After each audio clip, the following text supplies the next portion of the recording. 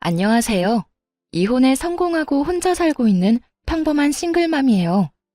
사람 욕심이라는 게 끝이 없다는 말 들어보셨나요? 어릴 때부터 할머니께 그런 말을 종종 듣고는 했어요.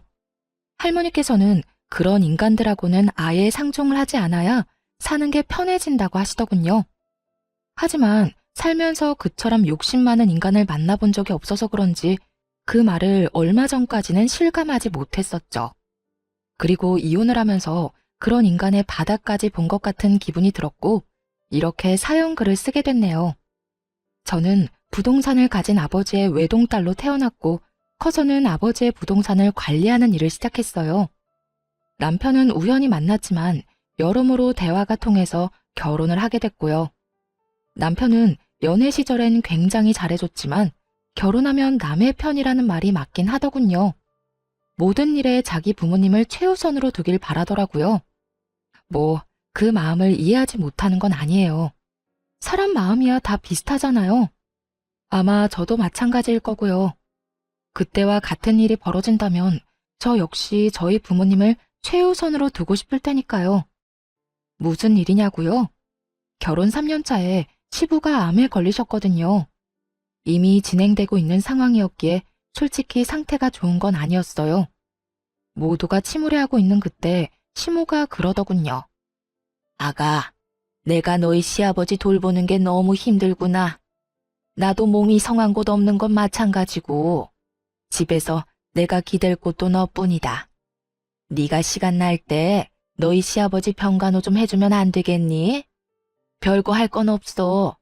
어차피 일은 간병인이 할 테지만 워낙 세상이 흉흉해 믿을 수 없으니 말벗 정도만 해주라는 거야. 솔직히 말하자면 정말로 거절하고 싶은 마음이었어요. 아픈 사람을 돌본 경험도 없는 제가 시부를 간병한다는 건 얼토당토 않은 일이라고 생각했거든요. 그렇지만 고민이 될 수밖에 없었던 이유는 아픈 사람이 그 누구도 아닌 시부였다는 점이었어요. 결혼 초에 며느리 사랑은 시아버지라는 말을 그대로 실천해준 분이 시부였거든요. 실수해도 너그럽게 넘어가 주시고 시댁 식구나 남편과 싸우면 저를 달래주는 사람은 시부뿐이었거든요. 고민은 짧았어요. 하기로 결심했죠. 그렇다고 시부를 온전히 혼자서 볼 수는 없다고도 생각했고요. 어머님, 제가 아버님 간병할게요. 그런데 저도 하나 제안할 게 있어요. 병간호를 한다고 했지만 저한테만 맡기지는 말아주세요. 아버님도 저만 보는 게 아니라 다른 가족들도 만나는 게 좋을 것이고 저도 일이 있을 때는 빠질 수 있어야 하는 일에도 지장이 없을 테니까요. 그 정도는 허락해 주실 거죠? 그렇구나. 일리 있는 말이야.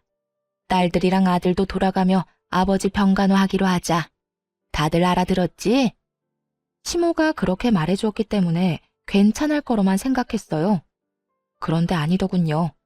시누이들과 남편은 제게 일을 미루기 바빴거든요. 새언니, 오늘은 야근이 있어서 못 가요. 내일은 회식이 있고요. 저도 좀 힘들어요. 이번에 소개팅 때문에 저도 결혼은 해야 하잖아요. 어리고 철없는 신우들이야 그렇다고 쳐요. 결혼도 안 한 아직 놀기 좋아하는 아이들이었으니까 이해 못할 것도 없었죠. 그런데 문제는 남편 놈도 정말 철없이 구는 것이었어요. 당신도 잘 알잖아, 나 일 많은 거. 이번 주는 도저히 시간이 안 돼. 접대도 하러 가야 하고. 그리고 솔직히 우리 가족 중에 당신이 하는 일 제일 편하잖아. 앉아있기만 해도 돈 들어는 관리인인데 내 생각도 좀 해줘. 가뜩이나 쉬는 날도 별로 없는데 그런 날까지 아버지 수발 들러 가야겠어? 이런 건 당신이 좀 해줘도 되잖아. 100번 양보해서 여기까지도 참을 수 있긴 했어요. 열은 받았지만요. 그러나 이해할 수 없는 시모의 행동은 마치 불난 집에 부채질을 하는 것 같았죠. 예, 나 오늘 모임 있다. 내 간병 차례인 거 알기는 하는데 저번부터 잡혀있던 약속이라 미룰 수가 없네. 그러니까 네가 나 대신 오늘 병간호 좀 하거라. 솔직히 별로 할 것도 없잖니? 그리고 시아버지가 아프면 며느리가 모시는 게 어떻게 보면 당연한 도리 아니니? 그러니까 너도 며느리 도리한다고 생각하고 시아버지 잘 모셔. 너도 우리랑 가족이 되고 싶잖아. 이번이 그 기회라고 생각하면 되지. 그런 말을 하며 제가 시부를 모시는 것을 정당화하려고 하더군요. 그렇게 장장 3년을 시부를 돌봤어요. 그 정도 기간이 제 한계였네요. 아무리 시부가 잘해줬다고 하지만 이제는 항암 치료뿐 아니라 치매 증상까지 나타났거든요. 그렇게 되니 더는 감당할 수 없겠더라고요. 그래서 가족들이 있는 곳에서 말했죠. 아버님, 이제 더는 못 모시겠어요. 저도 요즘 바빠서 시간 내기 힘들어요. 그리고 다들 저한테 맡기고 자기 스케줄 보러 가잖아요. 제가 여태 모신 만큼 당분간은 다른 분들이 아버님 모셔주세요. 당신은 어떻게 그런 소리를 아무렇지도 않게 해? 갑자기 당신이 이러면 우리는... 그리고 아버지가 당신 많이 의지하잖아. 나라고 기분이 좋겠어? 하지만 당신, 아버님이 어떤 상태인지 요즘 제대로 본 건 맞아? 치매 증상까지 있으셔. 아직은 경증이라 멀쩡하신 시간이 많지만 앞으로 얼마나 더 나빠지실지 알 수 없다고. 하긴 당신은 나한테 맡겨놓고 골프 접대하러 다니느라 몰랐겠지. 뭐? 영업하면 그 정도 할 수도 있는 거지. 그걸로 이러는 거야? 당신이야말로 아버지를 위해 이 정도도 못해? 하고 싶으면 가족들이 하면 되잖아. 아버님 가족들. 그 가족들이 아버님 안 돌보고 방치한 게 자그마치 2년이 넘어. 1년은 그나마 왔다 갔다 정도는 했지. 그런데 2년 동안 다들 어땠어? 나한테 떠맡기고 다들 밖으로만 나돌았잖아. 나도 이제 더 이상은 못해. 집에서 아버님 수발 들고 싶으면 당신이랑 아가씨들 그리고 어머님이 알아서 해. 예, 나까지 싸잡아 그렇게 말하면 어쩌니? 나도 너희 외조모가 아파서 병원에 다니고 있어. 그런데 나더러 친정어머니의 남편까지 보는 건 네가 생각해도 너무하다고 생각하지 않니? 시모의 친정어머니가 편찮으시다는 건 맞는 말이었어요. 하지만 매번 가는 것도 아니었고 아마 핑계라는 표현이 더 맞을 거예요. 어떤 정신 나간 인간이 병원 수발들러 가는데 높은 구두에 치마, 향수에 화장까지 풀 세팅하고 가나요? 수발들려면 편한 옷이 최고인데. 새언니, 우리도 마찬가지예요. 저희 직장에서 일도 많고 쉬고 싶은 것도 있고 약속도 많아서 시간을 내고 싶어도 시간이 안 나는걸요? 언니가 좀만 더 아버지 돌봐주시면... 언제까지요? 대체 언제까지 저 혼자 아버님 수발 들어야 하는데요? 애초에 제가 병간호하겠다고 한 조건은 가족들 모두 함께 아버님 돌보는 거였어요. 그런데 지금 어떻죠? 저 혼자만 일주일 내내 보고 있잖아요. 아, 그래서 열받았다고? 상황이 이렇게 됐으니 당신이 어느 정도 희생은 해야 할 거 아니야. 여기 다 바쁜 사람들밖에 없는데. 희생이라고 했나요?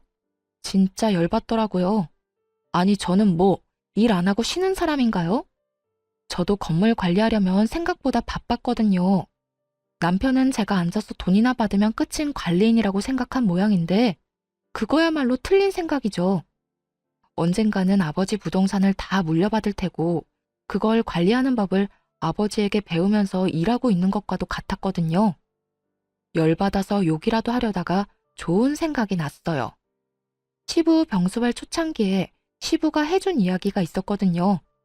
그걸 이용하면 이 시댁이 뒤집어지는 꼴을 제대로 볼 수 있겠다 싶었죠. 그래? 알았어. 그럼 내가 계속 아버님 수발 들게.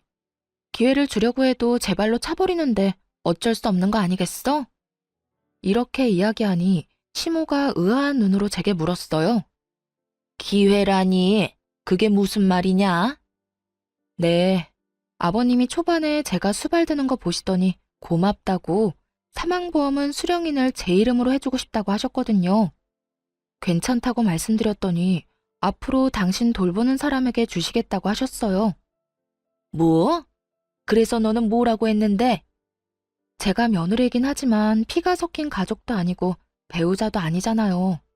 그래서 부담스러워서 받지 않으려고 했는데 이러면 어쩔 수 없죠. 제가 아버님 옆에서 계속 눈도장 찍는 수밖에요. 이 말을 듣더니 시모와 신우들의 눈이 휘둥그레지더군요. 그러고는 순식간에 몸을 숙이며 말하더라고요. 예, 그런 일이 있었으면 미리 말했어야지. 앞으로는 네가 아버지 찾아오지 않아도 된다. 우리가 알아서 할게. 그래, 요즘 우리가 좀 무심하긴 했어. 앞으로는 이 애미가 아버지 옆에 꼭 붙어 있으마. 시모가 그렇게 말하자 신우들이 옆에서 아우성쳤어요. 엄마, 새치기 하는 게 어딨어. 우리도 아버지 볼 거야. 날짜 정해서 똑같은 시간만큼 보도록 해. 그거 아니면 절대 안 된다고. 일단 주말은 다 빼서 나 줘요. 나는 일하느라 바쁘잖아. 어머니랑 동생들은 일도 안 하는데 주말까지 붙어 있을 이유가 어딨어?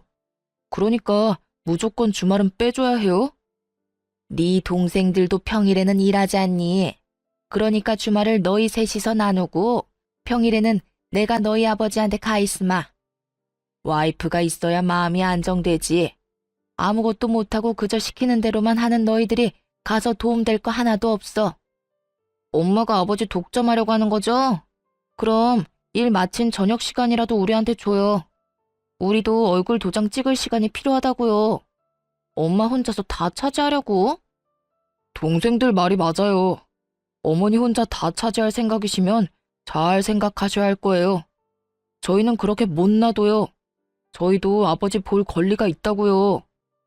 남편 놈까지 그 보험금에 넘어가서는 권리를 운운하고 있는 꼴이 너무 웃겼어요. 속으로 진짜 소리내서 웃고 싶은 거 겨우 참고 있었네요. 그렇게 나한테 떠넘기려고 혈안이 됐던 네 사람이 이제는 서로 아버지 보겠다고 말다툼하는 것 자체가요. 사실 시부가 보험금 수령인 이야기를 한 건 맞아요. 하지만 해준다고 못박아 말씀하신 건 아니었죠. 게다가 중요하게 한 이야기도 아니었고 정말 딱 한 번 초반에 스치듯이 말하고 지나갔을 뿐이었어요. 하지만 그런 대화가 있었다는 것만으로도 네 사람이서 박 터지게 머리 쓰며 싸우더라고요. 서로 시부를 돌보겠다고 하는데 아우, 속에 막힌 돌덩이가 쑥 내려가는 기분이랄까요? 그렇게 수발드는 모임에서 드디어 한 발 빠지게 됐죠. 돈 앞에 장사 없다는 걸 깨닫게 되었네요. 그리고 이 시댁 인간들이 얼마나 돈에 환장하는지도 이때 알았고요. 그 이후로는 시부를 보러 간 적이 없네요. 문병 정도로 짧은 시간 다녀온 적은 있어도 제가 갈 때마다 시댁 식구들의 견제가 심해지는 통에 오래 있지도 못하고 바로 돌아와야 할 정도였죠. 편했어요. 이제 별다른 문제 없을 거라 생각하며 평온한 하루를 보냈어요. 그런데 제가 애를 낳고 쉬는 동안에도 아버지가 월급을 대신해서 용돈을 꼬박꼬박 챙겨주셨거든요. 그 용돈이 남편 월급보다도 많다는 걸 시모와 신우들이 알게 된 것이 화근이 되었고요. 친정아버지가 저 고생하는 거 보기 싫다고 사위인 남편에게 액수를 오픈해버렸거든요. 이 정도까지는 도와줄 테니 내 딸한테 무리시키지 말라고 으름장을 놨던 거죠. 뭐 그런 말을 들었다고 사람이 금방 바뀌는 건 아니었지만요. 대신 시모와 신우들의 눈이 바뀌긴 했죠. 예, 너 혹시 돈 좀 있니? 네 시아버지도 저렇게 아프고 내가 돈 쓸 곳이 있는데 돈 나올 곳은 없으니까 힘들구나. 혹시 돈을 좀 빌려줄 수 있어? 한 300만 원이라도. 많이 급하신가 보네요. 용돈으로는 감당하기 어려운 금액이기도 하고, 그런데 제가 그냥 빌려드릴 수는 없고 차용증을 썼으면 좋겠어요. 제가 아버지에게 용돈을 받긴 하는데 그 돈이 다 아버지 명의 계좌에 들어가 있어서 그냥 드릴 수는 없거든요. 괜찮으시겠어요? 괜찮다마다. 차용증이야 얼마든지 써줄 수 있어. 그러니까 좀 부탁한다.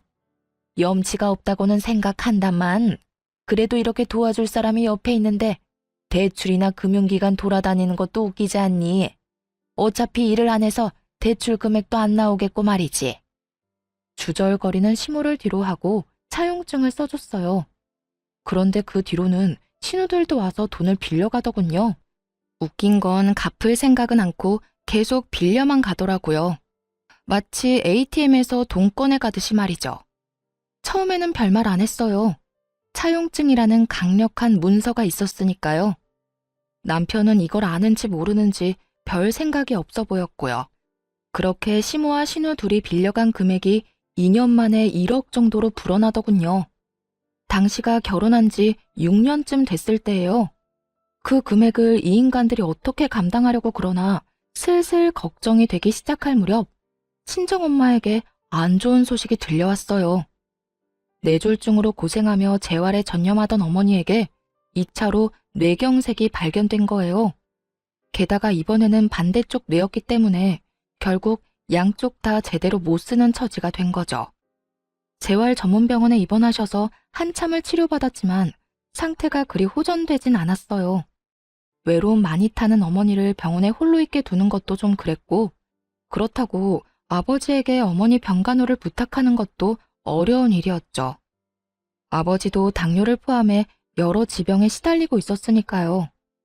무리를 하거나 스트레스를 받을수록 몸 상태가 더 안 좋아지셨거든요. 결국 이번에는 친정어머니 병간호를 하기 시작했어요. 집에서 모시는 건 아니었고 병원에 가서 보는 거였으니 그나마 마음은 좀 편했죠. 그런데 남편 놈이 어이없는 딴지를 걸더군요. 나 당분간 우리 친정엄마 병간호 때문에 병원으로 출퇴근할 예정이야. 집에 없으면 병원 가 있는 줄 알고 있으면 돼. 장모님 병원에 입원하셨잖아. 근데 너까지 꼭 병간호하러 가야 해? 간병인도 있다며. 간병인이랑 엄마 둘만 두는 거 내가 싫어. 우리 엄마 외로움을 얼마나 많이 타는데. 지금 엄청 심적으로 힘드실 거라 옆에서 위로해드리고 싶어서 그래. 아, 그래서 지금 친정어머니 모시느라 애들이며 나며 다 내팽겨치겠다고? 당신 이렇게 이기적인 사람이었어? 나도 지금 바쁜 사람이야. 진급을 눈앞에 두고 얼마나 중요한 시점인데 네가 이러면 나는, 애들은. 여태 내가 다 케어했잖아. 그러면 당신도 좀 양보라는 걸 해. 언제까지 나한테 다 의존할 건데? 그렇게 싸웠음에도 결론은 나지 않았어요. 아니, 제게는 이미 친정엄마를 병간호해야 한다는 확고한 결론이 있었고 남편 놈에게는 저를 절대 못 보내준다는 확고함이 있었으니 이야기는 평행선만 달리고 있었죠. 그리고 며칠 뒤 시모가 연락이 와서는 헛소리를 짓거리더군요. 아니 너는 어떻게 시집 온 애가 친정에 목을 매니? 너 죽어도 이 집 귀신이야. 네가 여기 시집 왔다는 건 그런 뜻이라고. 그리고 나도 요즘에 네 시아버지 수발 드느라 얼마나 힘든 줄 아니? 어깨도 허리도 빠져나갈 만큼 아파 죽을 것 같아 얘. 아니, 수발 드느라 안 힘든 사람이 어디 있어요. 저도 다 해봐서 알고 있어요. 그걸로 생색내시면 안 되죠. 아니 얘, 너희 어머니는 중병이라며. 그러면 전문가한테 맡겨놓으면 될 일이지 왜 너까지 나서서 이래? 너 친정엄마 수발 들러 갈 거면 내 수발이나 들어. 시어머니가 힘들어 죽겠는데 어딜 간단 말이니? 어머님, 내로남불이 무슨 뜻인지 아시죠? 내가 하면 로맨스, 남이 하면 불륜. 어머님이 뭐라고 하시면서 저한테 아버님 병수발 들라고 하셨는지 기억 안 나세요? 어머님 친정어머니께서 아프셔서 아버님 못 모신다면서요. 왜요? 어머님은 친정에 그렇게 다니셔도 되고 저는 안 돼요? 왜죠? 왜 우리 엄마는 제가 병간호하면 안 된다는 거죠? 그렇게 말하니 시모도 말문이 턱 막힌 모양이었어요. 하지만 아마 시모는 친정엄마 수발 같은 거 든 적도 없었을 거예요. 대신 놀러나 다녔겠죠. 그렇지만 수발 든다는 이유를 대고는 놀러 다녔으니 반박할 말도 없었을 거고요. 야, 너 우리 엄마한테 이게 뭐 하는 짓이야? 우리 엄마한테 따지는 거야 지금? 와, 너 진짜 웃긴다. 아버지 아파서 다들 아버지 모시느라 힘든데 어떻게 너 혼자 이렇게 태어내? 너는 왜 이렇게 이기적이야? 너도 우리 가족이라고. 우리 결혼한 거잖아. 그러니까 그러면 너도 내 가족이지. 우리 부모님 아파서 저러고 있는데 나한테 병간호도 못 가게 하는 게 남편이야? 그러는 네가 사위냐고. 웃기지도 않아? 보험금 탐나서 거기 붙은 인간들이 이제는 나 아버님 얼굴도 못 보게 하는데 태어나지 않을 건 또 뭔데? 뭐? 너 지금 말 다 했어? 넷이서 알아서 잘 모시고 있잖아. 나한테는 기회 줄 생각도 없으면서. 그리고 아버님 돌볼 정도로 건강한 어머님한테 내 수발이 필요하다고 생각해? 두 손 두 발 못 쓰는 우리 엄마는 왜 내 병간호조차 못 받게 하냐고 왜? 내가 친정엄마한테 간다니 그건 싫으니? 싫다는 게 아니잖아. 굳이 네가 장모님을 모실 필요가 있느냐는 거지. 왜? 아버님 수발에 육아 집안일까지 다 네 거 될까봐 걱정이야? 차라리 그런 이야기를 했으면 가사 도우미라도 붙여두겠다고 했을 텐데. 너 노선 진짜 잘못 잡았어. 나 묶어두려는 모양인데 그거 완전 꽝이라고. 이기적인 인간? 그거 너 이야기 아냐? 한바탕 화를 내고는 시댁에서 혼자 나왔어요. 있어봐야 좋은 소리 들을 것도 없고 열만 받았을 테죠. 그리고 저 인간들은 지금 자기들이 뭘 잘못하고 있는지도 몰랐어요. 제가 성격도 모르고 있었고요. 저는요, 한 번 아니다 싶으면 영원히 아닌 사람이거든요. 인내심이 많은 것은 착해서가 아니라 한 번 결정하면 인연을 확 끝내버리기 때문에 기회를 여러 번 주는 것이라는 걸 저것들이 모르고 있었다는 거죠.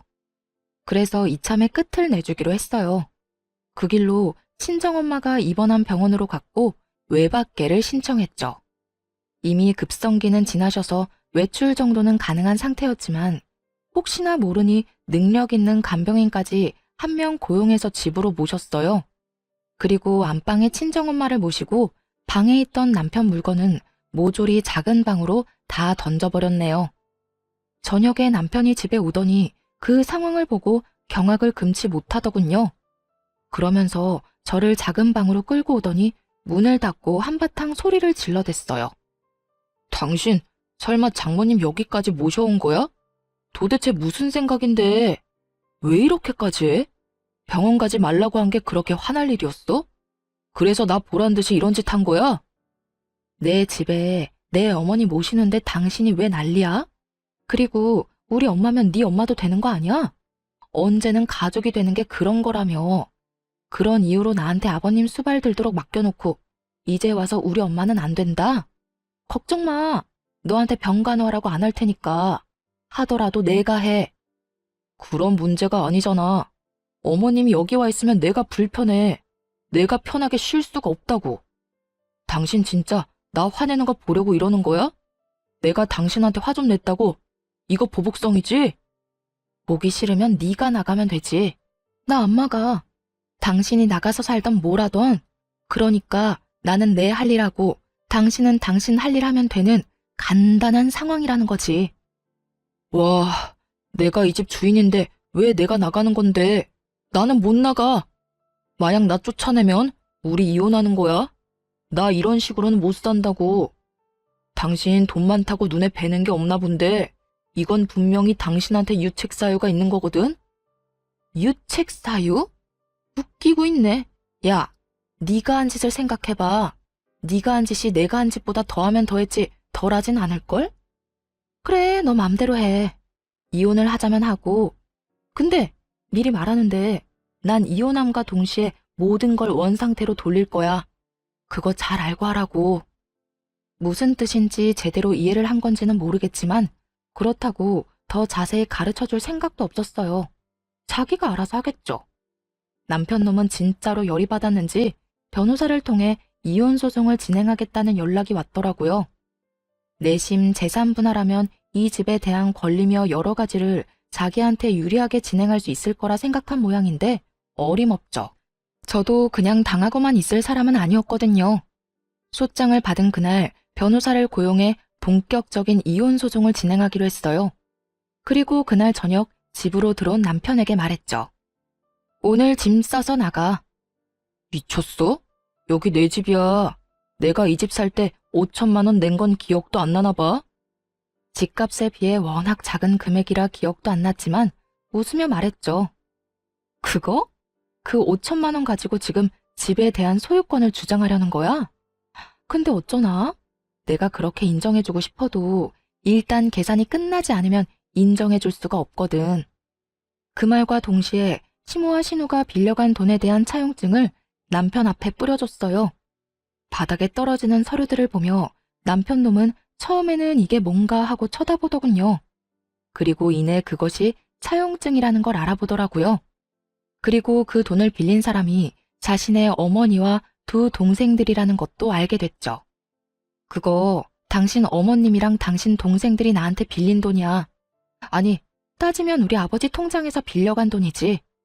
금액 다 합쳐보면 1억 넘으니까 이 돈 지금 당장 상환할 거 아니면 지금 이 집에서 나가야 할 건 너야. 그게 무슨 말이야? 난 이 집에서 못 나가. 아니, 안 나가. 내가 이 집 살 때 5천만 원 분명히 해왔다고. 그만큼은 나도 이 집에 있을 권리가 있지. 네가 뭔데 나가라 말아야? 그리고 이건 내가 빌린 게 아니라 우리 가족들이 빌린 거잖아. 내가 그걸 갚아야 될 이유가 있어? 당연히 있지. 이거 받아갈 때 계좌가 네 명의 계좌였거든? 어머님이 쓰시는 계좌. 그리고 이거 기한이 언제까지인지는 알아? 우리가 혹시라도 갈라서거나 이혼하게 될 경우에는 즉시 상환이라고 적혀 있어. 너와 내 결혼이 이 차용증에선 가장 중요한 거라고. 뭐? 그게 지금 무슨, 너 그것까지 생각하고 빌려준 거야? 와, 너 진짜 무서운 애다. 어떻게 사람이 그렇게 계산적이니? 그건 너겠지. 지금 자기소개해? 하긴, 너야 너희 집이 망하든 말든 뭔 상관이겠어? 넌 너만 잘 살면 되지? 어머님이나 동생들이 1억 못 갚아서 집이라도 팔면 참 좋겠다. 그런데 그렇게 되면 너한테 같이 살자고 하지 않을까? 뭐? 너 진짜 그렇게까지 해야겠어?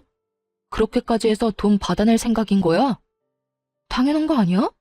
이혼하면 나 그 돈 다 회수할 건데. 만약 못 돌려줄 거면 이 집이라도 나한테 줘야 원금이라도 줄 거 아니야. 아니면 이 집에 대한 5천만 원 주장하고 1억을 다 갚으려고? 난 뭐 그것도 괜찮아. 1억이 어디서 나오느냐가 너한테 문제지 나한테 문제겠어? 남편 놈은 얼굴이 시뻘개져서는 이게 도대체 무슨 말이냐며 난리를 치더군요. 남편 놈이 화를 내거나 말거나 짜증을 내거나 말거나 남편 짐부터 다 꺼냈어요. 그리고 거실에 차곡차곡, 아니 내팽개쳤죠. 남편은 그런 건 관심도 없는지 차용증부터 확인하더군요. 그게 진짜인지 확인하고 싶었던 모양이에요. 아니 그런데 설마 가짜를 들이밀었겠어요? 물론 원본이 아니라 사본이긴 했죠. 원본을 보여줬다가 무슨 일이 일어날 줄 모르니까요. 남편 놈은 거기에 찍힌 시모와 신우의 도장, 그리고 사인까지 확인한 뒤에야 정말로 당황하기 시작하더군요. 그러더니 황급히 주머니를 뒤져 시모에게 전화를 걸더라고요. 엄마 왜 우리 와이프한테 돈을 빌렸어? 그것도 다 합쳐보니까 1억이나 되잖아. 1억? 무슨 소리니? 나는 그만큼 많이 안 빌렸어. 내가 빌린 건 한 3천만 원인가 4천만 원인가 그 정도밖에 안 되는데 무슨 1억이니? 엄마뿐만이 아니라 동생들도 와이프한테 돈을 빌렸던데 세 사람이 우리 와이프한테 빌린 돈이 자그마치 1억이야 1억. 이 돈 어떻게 할 거야? 어떻게 하긴 뭘 어떻게 해? 야, 며느리 돈이 네 돈이야. 그래서 빌린 거지. 너희가 이혼 안 하고 잘 살기만 하면 안 갚아도 되는 돈이잖아. 나 죽으면 내가 사는 집으로 대신해서 갚든지. 어차피 이거 다 너한테 유산으로 내려갈 거잖니. 엄마는 그렇게 어렵게 생각 안 해. 왜? 네 마누라가 그 돈 갚으래? 아 진짜 엄마는 내 인생에 도움이 하나도 안 돼. 그렇게 돈을 빌리면 어떡하냐고. 동생들도 마찬가지야. 엄마가 돈 빌리니까 동생들도 돈 빌렸겠지. 그럴 땐 엄마가 따끔하게 얘기해야 되는 거 아니야? 왜 남의 돈을 자기 돈처럼 빌렸어? 왜 나한테 화를 내고 난리니? 아니, 무슨 일인데? 무슨 일 때문에 지금 그거 가지고 전화해서 엄마한테 이러는 건데? 나 지금 집 뺏기게 생겼어. 나 이 집 5천만 원이나 주고 그나마 지분을 가지고 있었는데 그거 다 뺏기게 생겼다고. 지금 빈털터리로 쫓겨나게 생겼어. 아니, 빚만 5천만 원 생긴 거라고. 아니, 네가 왜 쫓겨나? 너 며느리랑 싸웠니? 그래서 그래? 그것 때문에 며느리가 너 보고 집 나가래? 내가 이혼하자고 했어. 장모님 모시고 집에서 산다는데 난 그거 싫다고 장모님 데리고 오면 집 나가겠다고 했지. 그리고 이혼할 거라고도 얘기했고. 근데 와이프가 정말로 장모님을 모시고 왔더라고. 그래서 내가 이혼 전문 변호사 사서 소장 보냈거든. 아니 뭐? 그래서 지금 이혼을 한다고? 아 몰라. 나더러 빈털터리로 이 집에서 나가야 된다고 하면서 차용증을 들이밀잖아. 도대체 엄마랑 동생들은 사고를 얼마나 친 거야? 나 몰래 돈을 왜 이렇게 빌렸냐고. 지금 당장 돈 모아서 1억 갖고 와. 나는 그거 내고 이 집에 대한 소유권 주장해야 되겠어. 재산 분할도 하고 내 돈은 받아야 될 거 아니야. 예, 갑자기 그런 큰 돈이 어디서 생겨? 이 한밤중에. 엄마가 1억이 있었으면 돈을 빌렸겠니? 이혼하지 말고 버텨. 그냥 잘못했다고 무조건 빌어. 그리고 뭐 장모님이랑 좀 같이 살아도 되지. 1억 안 갚는 대신에 그 정도 할 수 있잖아. 엄마, 내가 싫다고. 나 어른들하고 같이 사는 거 힘들어서 못해. 신경 쓸 게 얼마나 많은지 알아? 몰라. 난 모르겠으니까 엄마한테 이야기하지 마. 네 동생들한테 얘기해서 5천만 원이라도 빌릴 수 있는지 알아보든지. 엄마는 돈 나올 구석이 없어서 네 와이프한테 돈 빌린 거야. 그러니까 나한테 이런 식으로 다그치지 마. 네가 능력이 있었으면 엄마가 네 와이프한테 그랬겠니? 따지고 보면 다 네 탓이지. 어쨌든 엄마한테는 돈 달라고 얘기하지 마. 알았어? 그렇게 시모는 차갑게 전화를 끊어버리더라고요. 남편이 두 여동생에게 전화를 했는데 그 전화들도 남편에겐 그리 좋은 소식이 아니었죠. 오빠는 도대체 무슨 일을 그런 식으로 해? 세연이한테 무조건 잘못했다고 빌어. 알았어? 나 그 돈 솔직히 말해서 갚을 생각 없이 빌린 거란 말이야. 세연이가 워낙 돈이 많잖아. 그래서 빌린 건데 오빠야말로 이렇게 사고를 치면 어떡해. 야, 넌 나한테 할 말이 그거밖에 없어? 넌 뭔데 내 와이프한테 돈을 왜 빌린 건데. 당장 돈 다 갖고 와. 너 가지고 있는 거 다 팔아서라도 가지고 오라고. 네가 가지고 있는 명품들. 미쳤어? 그건 내 목숨이나 똑같아. 무조건 새언니한테 빌기나 해. 빈털터리로 이혼당하지 말고. 그리고 오빠 이혼해도 나 그 돈 못 줘. 오빠가 다 갚아야 한다고. 너 미쳤구나. 네가 빌린 돈을 내가 왜 갚아? 네가 갚아야지. 거기에 다 적혀있어. 내가 못 갚으면 오빠가 갚아줄 거라고. 그건 무효야. 내가 차용증 쓰는 자리에도 없었는데 왜 내 이름을 팔아? 몰라. 법적인 건 모르겠고 그렇게 됐으니까 오빠가 알아서 하라고. 그렇게 전화를 끊고서야 남편 놈은 약간 제정신이 돌아왔나 보더라고요. 화가 나서 이혼 소장을 보낼 때랑은 딴판인 얼굴로 그러더군요. 여보, 미안해. 내가 말이 좀 심했던 것 같아. 사실 그렇지. 우리 아버지도 모시라고 했는데 당신 어머니 못 모시게 하는 것도 말 안 되는 일이긴 하지. 내가 요새 너무 스트레스 많이 받아서 잠깐 돌았었나 봐. 내가 왜 그런 짓을 했는지 모르겠네. 변호사한테 얘기해서 소송 진행하는 거 없던 일로 할 테니까 당신도 이 정도쯤에서 나 용서해주고. 나는 용서할 생각 없으니까 당장 짐 싸서 나가. 우리 엄마 모셔야 되니까 나가라고. 나랑 우리 엄마 정신 사납게 해놓고 그냥 넘어갈 생각은 아니지? 나는 한번 피를 보면 끝장을 보는 사람이야. 네가 먼저 시작한 거고 난 끝장을 봐야겠어. 걱정하지 말고 나가. 돈은 내가 어떻게든 다 받아낼 테니까. 여보, 제발 부탁이야. 나 이렇게 나가면 갈 곳도 없어. 그리고 갚을 돈도 없다고. 1억을 도대체 무슨 수로 갚아? 그건 나한테 할 말이 아니지. 당신 어머니랑 당신 동생하고 상의해야 되는 일 아니야? 아니면 내가 5천 떼줄까? 대신 이 집에 대한 건 미련 버리고 깔끔하게 1억 갚으면 되지. 의미가 없잖아. 그냥 용서해주면 안 돼? 내가 그냥 잠깐 정신 나갔다고 생각하고 앞으로 당신한테 바짝 엎드려서 살게. 이렇게 빌게, 제발. 빌 거 없고 그냥 나가기만 하면 돼. 이혼 서류 다시 보냈을 때 확인했고 우리도 차용증 관련해서는 증거자료 소명할 테니까 그렇게 알아. 그리고 네가 왜 갈 데가 없어? 너 시댁 가면 되잖아. 어머님이랑 아버님이랑 두 동생들 있는 시댁 가서 잘 살면 되지. 아니면 그 집 담보로 대출이라도 당기면 되겠네. 그걸로 1억 갚고 나면 너도 이 집 소유에 대해서 주장할 수 있지 않겠어? 그렇게 말은 했지만 솔직히 그대로 될 거라는 생각은 안 했어요. 시모가 돈이 없다고 절 찾아왔을 때 다른 곳에 연락을 안 해보고 왔을 리가 없잖아요. 분명히 은행이며 대출이며 다 알아보고 왔을 거예요. 시부가 지금 병상에 있으니 시가에 대한 권한을 가지고 있는 건 와이프인 시모였죠. 시부가 참 마음이 착한 사람이거든요. 말년에 그 집에 시모 이름을 넣어 공동 명의로 해줬다고 하더라고요. 그랬으니 분명 자기 지분에 대한 담보대출에 대해서 최소한 물어는 봤을 가능성이 컸죠. 여보, 진짜 이럴 거야? 우리 같이 산 세월이 있는데 한 번 실수한 거 가지고 이러는 건 아니잖아. 한 번 실수? 너 한 번만 실수한 거 아니거든? 나한테 여러 번 실수했어. 그간 내가 참아준 거고. 내가 왜 참아줬는 줄 알아? 난 한 번 아니라고 생각하는 건 끝장을 봐야 속이 시원한 사람이거든. 그래서 끝까지 참아준 거야. 아니 여보, 내가 정말 미안하다니까. 시끄럽고 너랑 나는 여기까지가 끝인 거야. 당장 시댁으로 돌아가. 짐은 내가 알아서 다 챙겨줄게. 그러니까 걱정 말고 나가.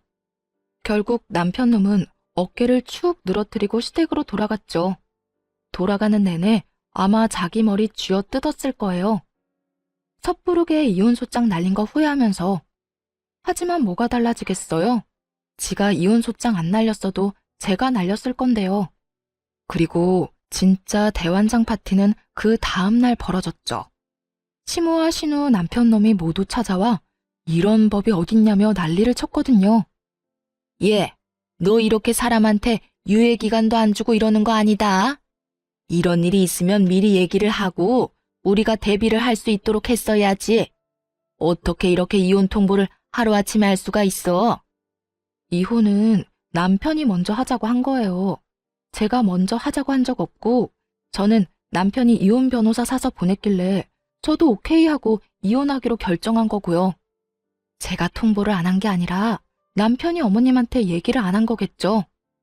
시모는 좌불안석 내내 초조해하는 남편을 째려보더군요. 그러면서 제게 말했어요. 예, 결혼이라는 게 그렇게 쉬운 게 아니고 이혼이라는 것도 그렇게 쉬운 게 아니야. 어렵게 맺어진 인연 어떻게든 보듬고 양보하고 서로 함께 걸어가며 살아야 하는 거지.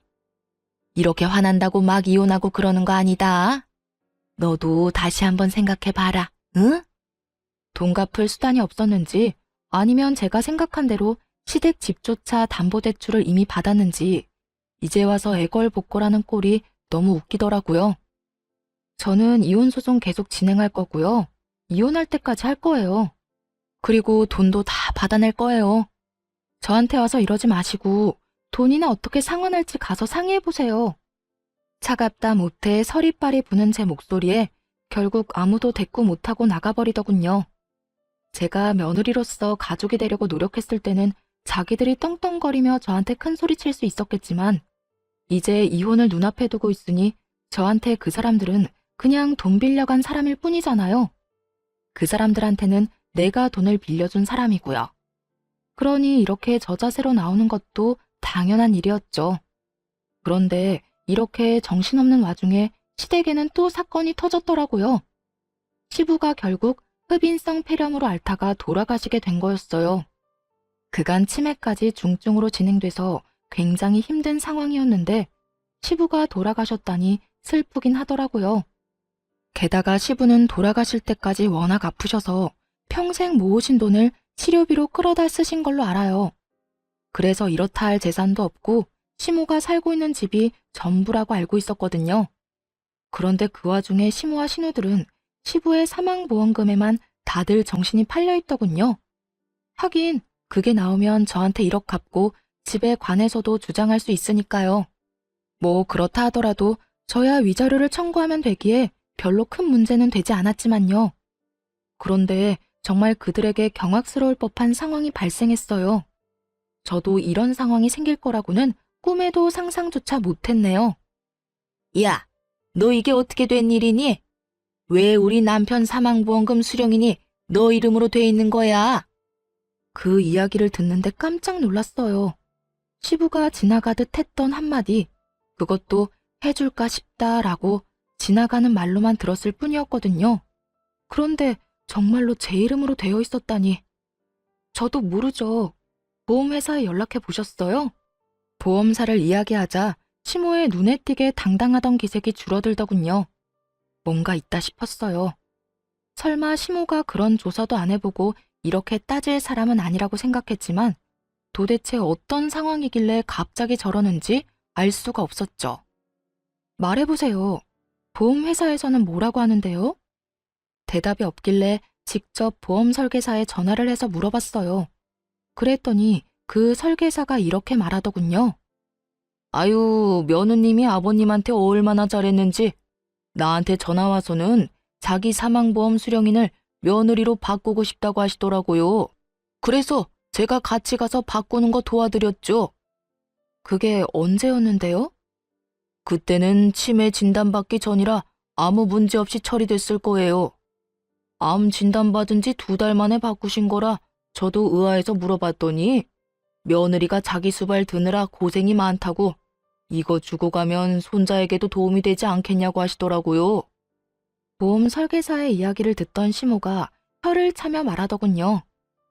그 인간이 뭘 잘못 먹어도 한참 잘못 먹었지. 병간호하고 2달 만에 수령인을 바꿔? 아니, 돈 많은 며느리 걱정을 왜 해? 돈 없는 우리나 걱정해야지. 아마 아버님은 저희가 이혼할 거라고는 생각 안 했겠죠. 우리가 이렇게 틀어질 거라는 생각도 못 했을 테고요. 그래서 아무 생각 없이 제 앞으로 보험금 수령인을 남긴 것 같아요. 게다가 그건 다른 가족들에게 경고의 메시지이기도 했을 거예요. 너희들이 나를 방치하면 내가 며느리에게 더 잘해준다는 경고. 그런데 문제는 그렇게 해놓고 치매에 걸려버린 거죠. 그래서 보험 수령인에 대한 건 새까맣게 잊고 정신없는 나날을 보내셨던 거고요. 사망보험금은 얼마나 되는데요? 금액은 얼마 안 돼요. 1,000만 원 정도예요. 사망보험금이 1,000만 원밖에 안 된다는 말을 듣고 한숨이 나왔어요. 그 돈으로는 이 사람들 급한 불도 못 끌 거였거든요. 금액을 알고 나니 시모와 신호의 표정이 안 좋아졌어요. 그 1,000만 원을 받아봤자 세 발에 피었으니까요. 시댁집을 팔고 싶어도 지금 네 사람이 다 그 시댁에 살고 있고 담보대출은 이미 받았는데 상속세까지 내야 하니 상황은 더욱 엉망이었을 거예요. 결국 닭 쫓던 개가 지붕 쳐다보는 상황이 되어버렸죠. 내가 이 꼴을 보자고 그 인간 죽을 때까지 똥오줌 받아낸 게 아닌데 왜 고생은 내가 다 하고 돈은 네가 가져가는 거야? 그걸 저한테 물으시면 어떡해요. 아버님한테 여쭤봐야죠. 당신이 우리 아버지 꼬셔서 보험금 수령인 당신 앞으로 해달라고 한 거 아니야? 그 1,000만 원 때문에? 우리 집 돈 많거든? 어이가 없어서.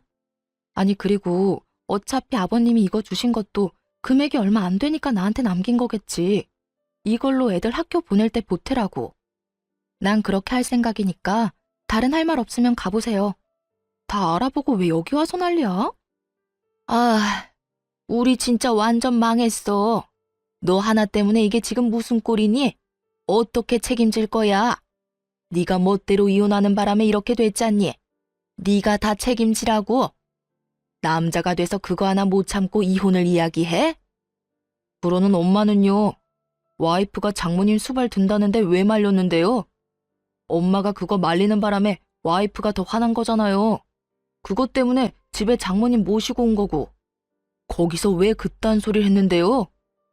세 사람이 악에 받쳐 자기들끼리 치고받고 아주 난리가 났더군요. 결국 아무것도 얻지 못하고 떠나는 그들을 보며 그들이 떠난 후 진짜 박장대소했네요. 와, 진짜 아버님께 감사하더라고요.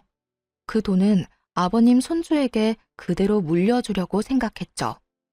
그렇게 이혼까지 판결이 다 나고 완전히 이혼하게 됐어요. 그 뒤에 들린 소문은 뻔하다면 뻔했죠. 전 남편이 돈을 갚긴 했어요. 집에 보탰던 5천만 원으로 1억의 빚을 5천으로 탕감한 뒤 나머지 5천을 여기저기서 겨우 돈 빌려서 갚더라고요. 그런데 빚내서 그렇게 갚은 뒤로는 등골이 빠졌다고 하더라고요. 5천만 원, 어떻게 보면 큰 돈은 아닌데 시모가 빌린 대출도 있잖아요. 그것도 갚아야 되는 거예요. 결국 대출 2개를 엎게 된 전 남편 놈은 이 시댁에서 돈을 버는 유일한 일개미였죠. 그런 전 남편 놈에게 시모와 신우는 일도 안 하면서 돈이나 달라고 짹짹대는 바람에 결국 전 남편 놈은 집에서 나가 자취를 하고 있다고 해요. 욕심, 욕심. 그 끝없는 욕심 때문에 전 남편 놈은 망했고 지금도 영원히 고통받고 있는 중이었죠. 시모와 신우들도 그 죗값을 치르고 있고요. 예전만큼 풍족하게 살고 있지 못하니까요. 저는요, 가끔 우울한 생각이 들거나 기분이 안 좋을 때는 이때 일들을 떠올리면서 기분 전환을 하곤 해요. 정말 뒤통수를 제대로 친 기분이라 속이 시원했으니까요. 게다가 재미도 있었고요. 어떠셨나요? 여러분에게도 재미있는 이야기가 됐으면 좋겠네요. 모두들 행복한 시간 보내세요.